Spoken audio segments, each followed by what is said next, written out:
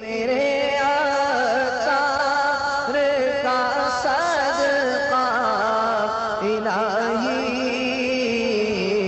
میرا جذبہ کسی صورت نہ کم ہو۔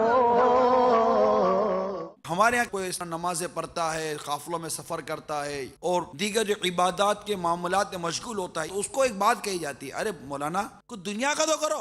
یہ ایک بہت بڑی تعداد یہ جملے کہتی ہے، پھر یہ آج تک سمجھ میں نہیں آیا کہ آخر اس دنیا سے کیا مراد لی جاتی ہے، آخر یہ دنیا کیا ہے اور دنیا کا کرو سے اس کہنے والے کی کیا مراد ہے۔ اگر مراد یہ ہے کہ روزگار کمائے تو یہ روزگار تو کما رہا ہے اور اس کی ضرورت اللہ تبارک و تعالی اس کی اس مختصر سی آمدنی میں پوری فرما دیتا ہے۔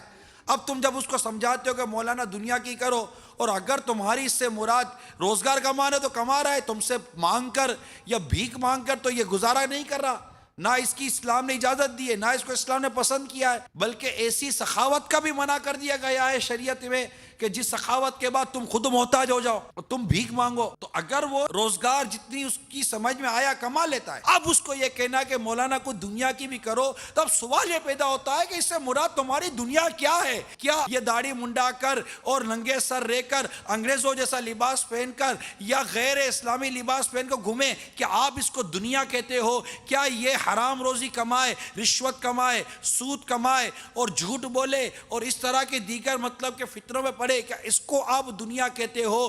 دوستوں کے ساتھ بیٹھ کر گپ شپ لگا کر اپنی قیمتی سانسوں کو برباد کرے، کیا اس کو آپ دنیا کہتے ہو؟ کیا ٹیلی فون پر یا دیگر طور پر اپنی فضول قسم کی باتوں کے اندر اپنی اس عمر عزیز کی ان مبارک اور انمول گھڑیوں کو برباد کرنے کا نام آپ دنیا کہتے ہو؟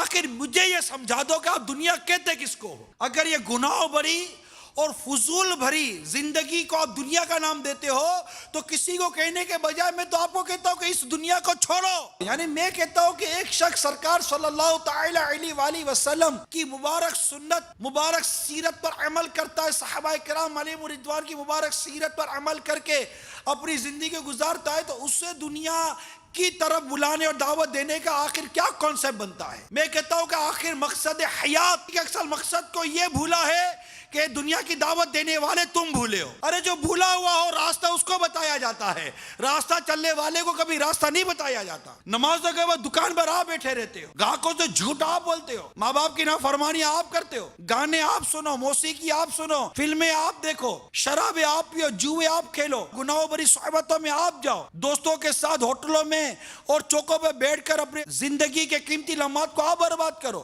غیبتیں، چغلیوں اور بہتان بری صحبتیں آپ اٹھاؤ، پھر آپ کہو کہ تھوڑی دنیا کی کرو۔ بھائی آپ دنیا کی نہیں کر رہے ہو، دنیا کی وہ حرکتیں کر رہے ہو جو تمہیں آخرت میں ذلیل اور رسوا کر دے گی۔ قرآن کہتا ہے تمہارے لیے رسول اکرم صلی اللہ تعالی علیہ وسلم کی زندگی یہ ایک رول ماڈل ہے، ایک زندگی گزارنے کے نمونہ عمل ہے، اور اسی سنت کے مطابق زندگی گزارنے کو اللہ تعالیٰ پسند کرتا ہے۔ اور جو اس سے ہٹ کر زندگی گزارے وہ کاہے کا فائدے میں؟ اصل پروفیٹیبل زندگی تو اس کی جو سنت کے مطابق زندگی گزار رہا ہے، کہ اس کا لمحہ لمحہ اس کا نفع دے رہا ہے۔ میرے آثار کا صدقہ الہی میرا جذبہ کسی صورت نہ کم ہو۔